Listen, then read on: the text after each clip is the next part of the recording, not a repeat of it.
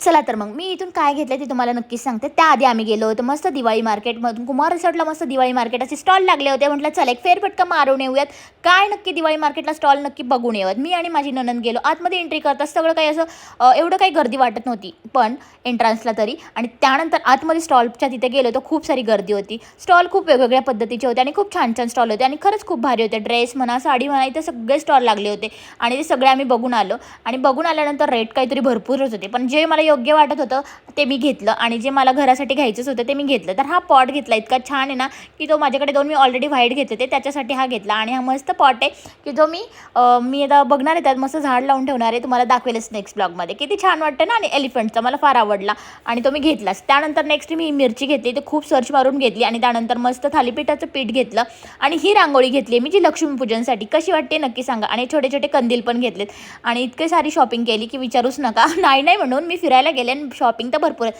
आता बघितल्यावर कोण थांबतंय का? नाही थांबत. मग मी पण चान्स मारला आणि घेतलं सगळं काही. घरी आल्यानंतर यांना दाखवलं तर यांनी काहीतरी प्राईस सांगितलं. अरे काय मी घेतलंय त्याचं कौतुकच नाही.